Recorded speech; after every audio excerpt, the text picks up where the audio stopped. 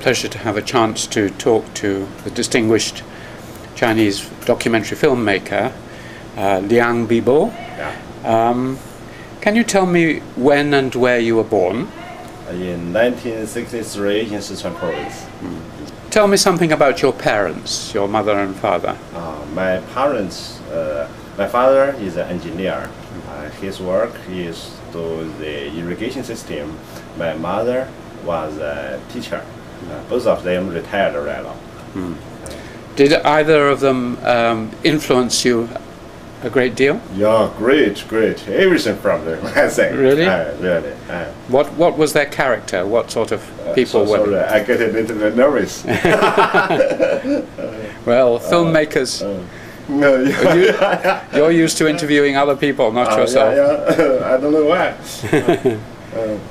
So, what was the character of your mother and your father?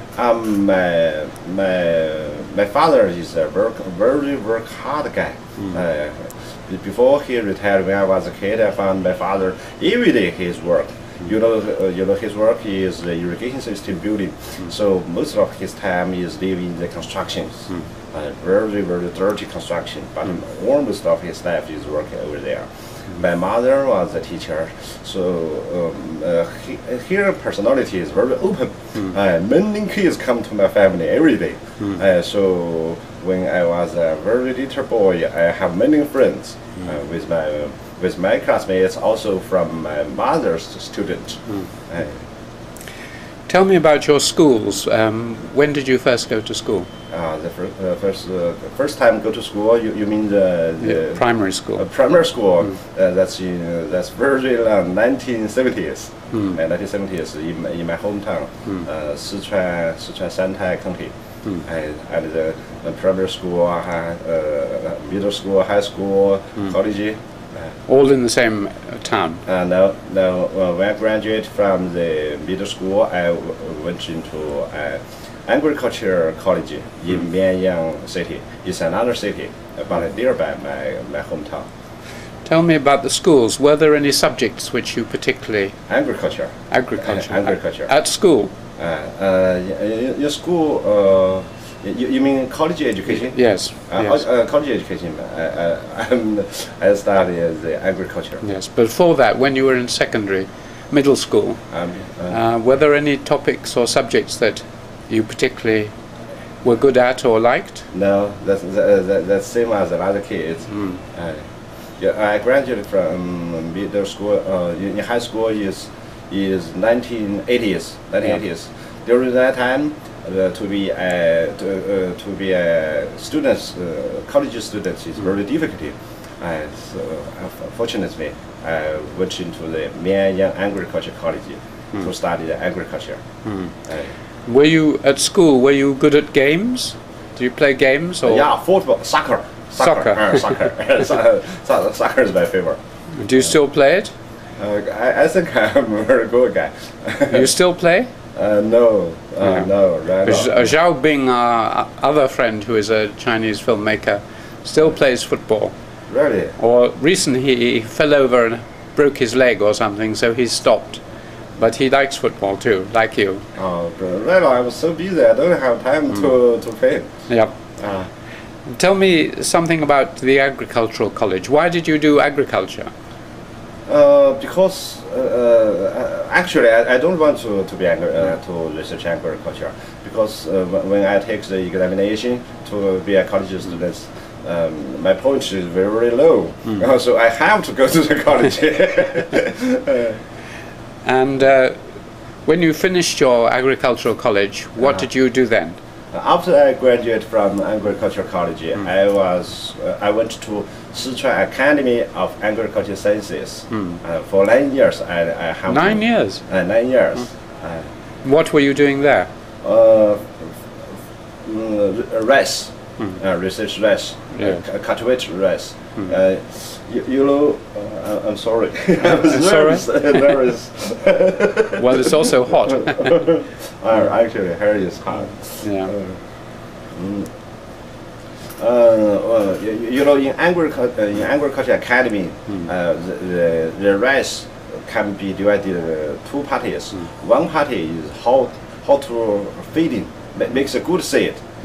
Another part is how to cultivate it with same seed but gets a high production. My job is the second, research how to cultivate the rice. And what made you decide to change and stop being an agricultural researcher? Because I feel my education is so-so. In agriculture academy, my education is very bad. I have to change my career. And when did you first start to take photographs or do some filming? In 1995, I started to be a documentary filmmaker. Had you done any filming before that? No. No? No. You say the only mountain known, the non-stuff, that film is my first film. Was it? So you had you been interested in film? Do you watch a lot of film before then? Yeah, very, very interesting. Before that, I had to be a news reporter for 3 years. You know, in 1992, I became a member of the Chengdu television station. At the first 3 years, I worked at the news department to be a news reporter. So every day I take a camera, go around in the city. I take a lot of news. So at that time, gave me the opportunity to learn how to use the camera, how to use the editing, how to do the montage. So that's a very, very important basic time. You made a distinction there between editing and montage or montaging. What is the difference between? We say that in England we call it editing, and in France they call it montage. But you seem to think they are different. Is that right? It's same thing. I think it's same thing. Same thing. Oh, that's right. Okay. Did you have any particular filmmakers who you admired and would like to model your work on when you started your filmmaking? Were there any famous filmmakers whose films you had watched and you thought, I would like to make films like that? Oh, a lot of. At the beginning, actually, the idea to be a documentary filmmaker is not from me. It's from my boss. My boss said, "This guy is good. He should to be a documentary filmmaker." So he forced me to be a documentary filmmaker. So at that time, I don't know what is documentary. I can't understand. So I tried to find somebody to help me. So I found Wang Haibin. He became my mentor. He's working for Sichuan television station. At that time, he's famous in China. So I went to him and said, since from now on you became you to be my mentor. He said, okay. So he taught me a lot. Also at the same time, I watched other people's documentary, so learn from them. What do you think are the skills, the most important skills needed for someone who is going to be a documentary filmmaker? The first of all, I think the ability to get along with a lot of people, with people. That's very, very important. I think the skill, how to use the camera, how to use the editing, is not really important. The first important thing is how to talk with people, how to make friends with people, how to let them trust you and tell you what happened. That's very important. That's the first. Second, you must have the skill to use the camera, editing, all the equipment. That's the second. And third, you have to have the film grammar. You should understand the close-up, wide shots, the different how to link them. So I think make friends with people and use the equipment and the film grammar. That's very important. 3 points. How did you learn the film grammar? By myself. By yourself? Everything. By myself. Not from books? Yeah, also from books. At the daytime, I shoot in. At the nighttime, I check what I have done with the books, trying to make a better film. I have a very useful experience. In 2001, I was invited by the Asian Cultural Council, which is a non-profit organization in America. So they invited me to be a grantee in Manhattan and lived there for half a year. So at the first 2 months, I was sent to MoMA. Oh yes, the Museum of Moving Image. Right. So every afternoon I watched the film in MoMA. So at that time I watched almost every important documentary in the history. Really? That's very important. That gave me a very, very important foundation. And of those documentaries you watched, can you remember any special ones that you thought were really, really wonderful? For instance, how to say medicine, you must, how to say this in English? Events. That's Evans. Evans. That's a very famous Holland film. Dutchman. Evans. Yes. Evans. Evans films. Yeah. About China, about Spain. Many films. So you started as a documentary filmmaker in 1995. Did you start with a company, a particular company? No, in my TV station. In your TV station? In my TV station. And what was the first film you made? I made it is about nun in Omei Mountain. Oh yes. Tell me about that film. Why did you choose that subject? That subject, and that year, the World Woman Conference. That's a very important meeting, international meeting, was opened in Beijing. So every Chinese people talk about the woman's life. So I think woman's life. Whose woman is special to be subject to documentary. So I think probably the nun's life is special from us. So I went to the Omei Mountain trying to talk with them to make a film about them. Well, nuns usually are not very happy that filmmakers come and film them, so it must have been difficult to have to get permission. Yes, exactly. It's very difficult. First of all, I went to the government to get a permission. The government gave me a paper. I take the paper, went into the temple. I talked with the biggest among the master. The master. Mother Superior. Right, the supervisor. Yes.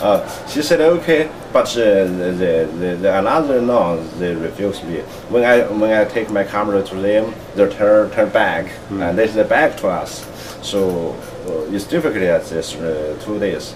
We try to talk with them and try to convince them. Please let me film you. So after 3 days, they allowed us.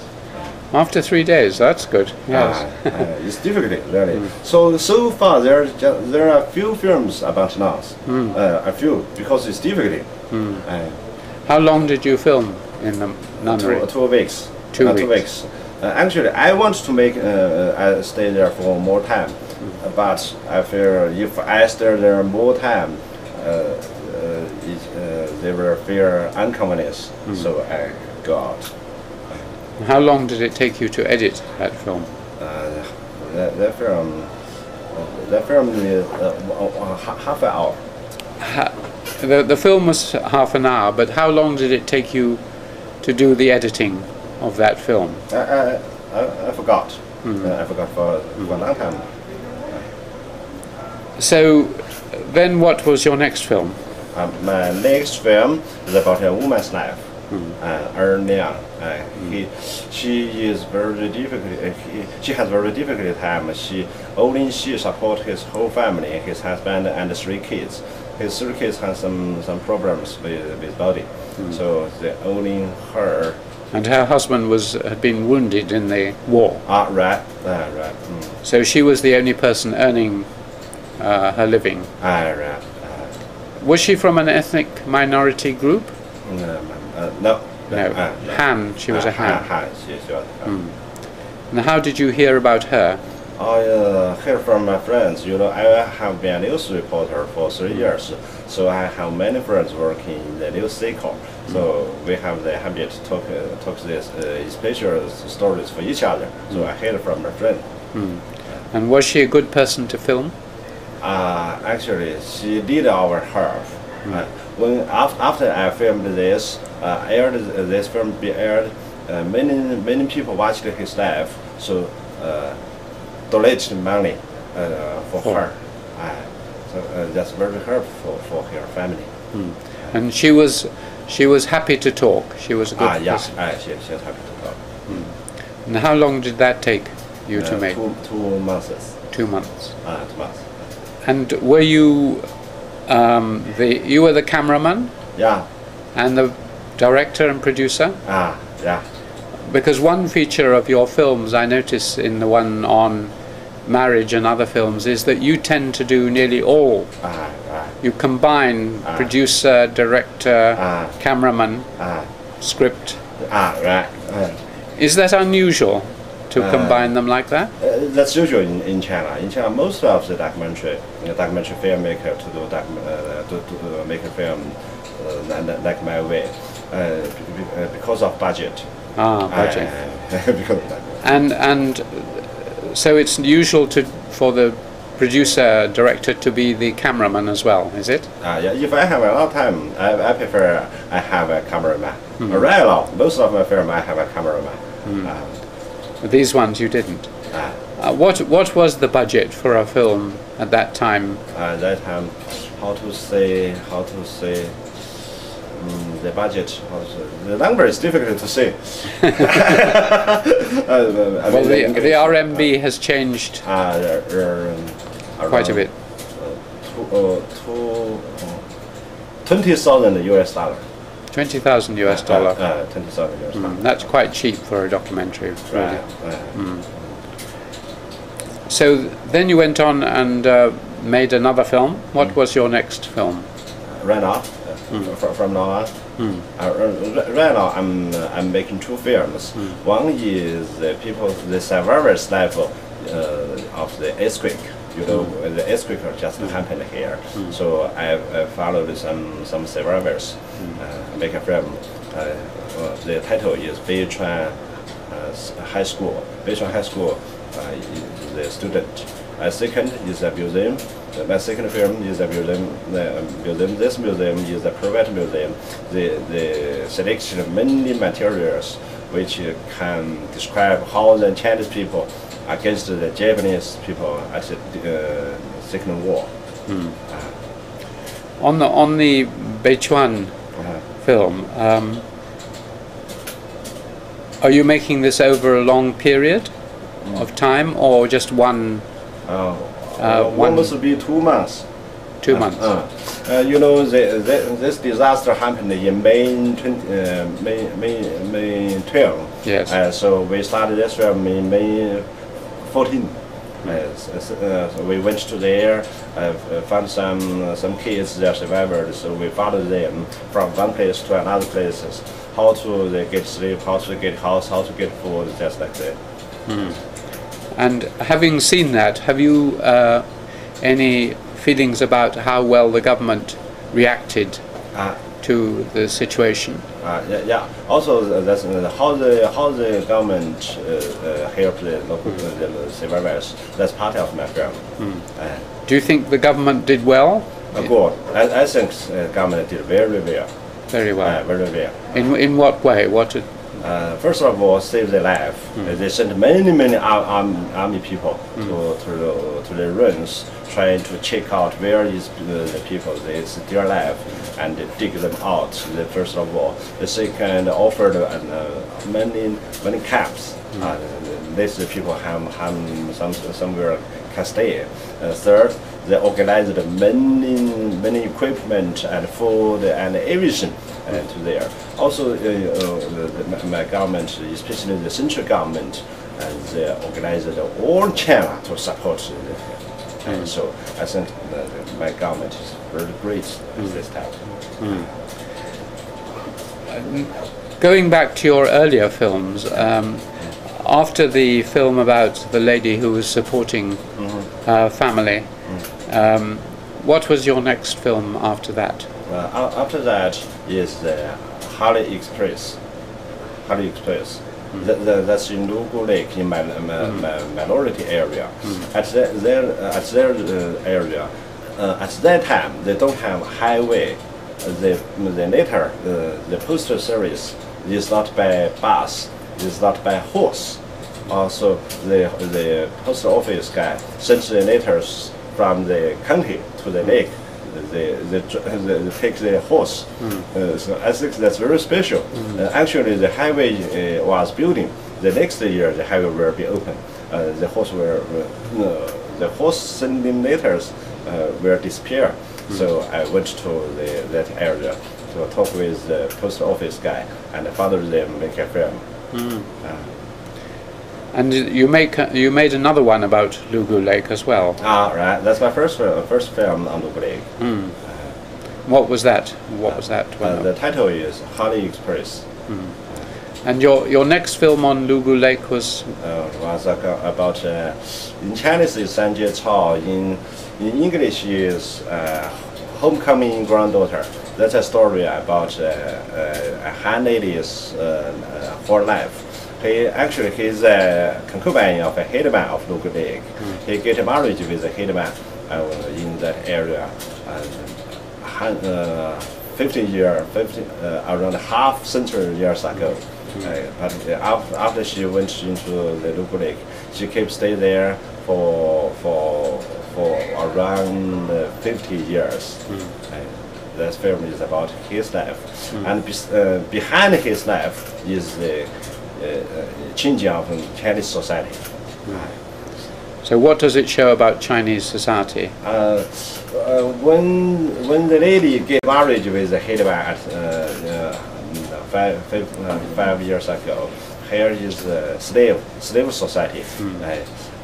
But around a couple of years later, liberated. The Communist Party, Communist Army came in. That area became a socialist society. So his life changed. She seemed I've seen the film. She seemed a very strong woman. Right. And a strong character. Right. And also someone very happy to talk to the camera. She was a natural person for filming because she had a strong face and a strong personality. Do you, when you are choosing people, subjects for your films, do you tend to look for special people who project themselves very well? That film, the idea to make that film is an order from China Central Television. You know, CCTV, you must know CCTV. Yes. That year is 1997, almost the end of last century. So everybody think about what happened in this century. Look back. Everybody think about this subject. So the China Central Television, they chose the top 10 filmmaker. Each one make a film. No matter how much money, no matter what you're making, you just one duty. From your film, I can see the changes of one century. So after I get this order, I think I should find somebody. His life can symbolize the Chinese society's change for 100 years. So I make a lot of phone calls to many people. After 1 month, I hired this lady. I feel his life is very stranger. He is far different from us. So I take my equipment and my assistant went to the Lugu Lake. Before I meet her, I just heard about her. Because her hometown is Chengdu, so we make he feel me very good, so treat me very good. We lived in the same town. When she was a kid, she was in Chengdu. So after 1 week, we talk to each other. I understand her life, and I understand what film I want to make. Well, it's a very good film. How long did it take you? 2 months. I keep staying in her home for 2 months. 2 months. 2 months. And then when you came back, how long did the editing take you? Also 2 months. 2 months. 2 months. So you made it in 4 months. Right. That's very good. Well, it was obviously an honor to be one of the top 10 filmmakers in China already after only 2 years in documentary I'm so film. lucky. Yes. I'm so lucky. Then, did you make any more films in Lugu Lake? No, just No. 2. Just 2. So what was your next film? Was it The Marriage? After that, that's marriage. That's marriage. Marriage, you know, in China, most of Chinese people are Han people, including me. The Han people has a very old tradition of marriage. That means when you get married, you have to stay 6 or 7 steps. One step, the next, and then. So by right now, the society is changing so quickly. The tradition almost be disappeared. Just in the mountain area, in the rural area, the people keep this tradition. So I try to find this, find some guy to follow this way. Another reason is in 1996, I was in France. You know FIPA, the Biarritz, a small city at the source of French. Biarritz. Biarritz. Here is a film festival named FIPA. I met a French girl. She talked with me. She asked me, how about China? Did you get marriage arranged by your parents? Actually, I'm unhappy with this one. So I think I should make a film about how the Chinese people get married to show the foreign people. So I make a lot of phone call and talk with many people. After that, I found 2 guys from their beginning to their end. And that was a real marriage, was it? That's really real. You didn't set it up for the camera? I never. Before that, before I make this film, I just remember another fiction film that's made by Ome Film Factory nearby here. That film is how the young people work hard to construct the socialist new countryside. Yes. I trying to follow that film, but after I went into the village, I found that everything is different from fiction film. Especially the negotiation between 2 parents. The 2 sides parents, when they meet together, from my point of view, now is now. If you love each other, you get married. But in the rural area, in my film, in the village, the first time I saw the parents negotiate how much I give to you, how many gifts you give to me. It's just a negotiation. I get a surprise. I feel unhappy with that. It was a very nice film, which I've seen the beginning of. And you also made a short film called Winter. Right. What is that about? Winter is a short film about a village. That village just have 12 families. So I make this film. The time is 1 winter, 3 months. The village, 1 village, 1 went 12 families. I filmed them how that's very common people. They are lots different from another film. They are very common people. Because that point, that land is very important. You know, in the history, the Chinese people, many Chinese people comes from the north to south. Yes. At that village is a very important point. Many people keep stay there, but most of people passed by there went into Chengdu land. So I think that is a very point. The location is very important. Also, their common life is very important.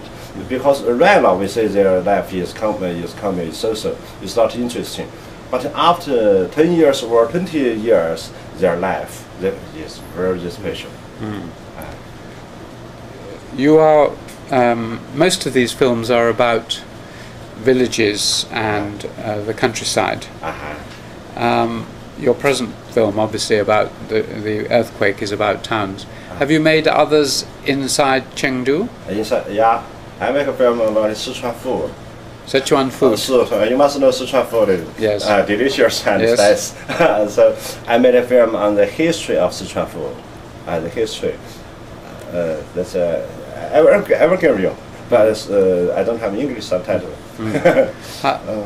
Is Sichuan food very old? Very old in China. In Chinese food is very famous in the world, you know. But actually, Chinese food have 4 styles. One is Cantonese, second is Beijing, third is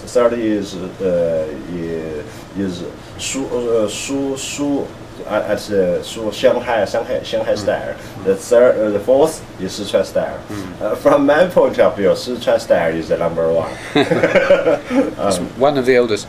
Why is it so hot? Why is it so spicy, do you think? I've wondered whether it's because it's near to India and Thailand. Not from Thailand. I was from South America.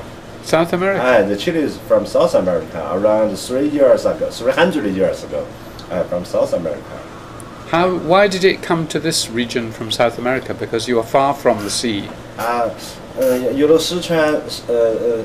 Sichuan area is different from many area.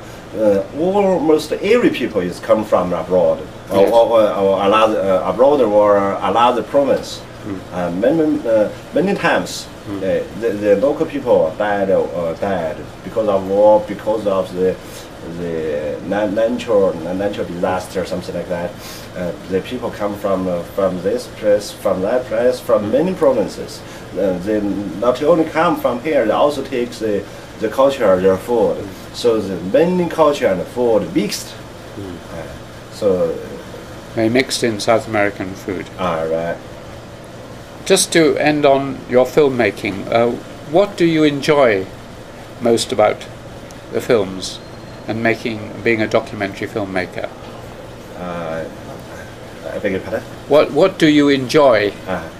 Why do you like making documentary films? That can make me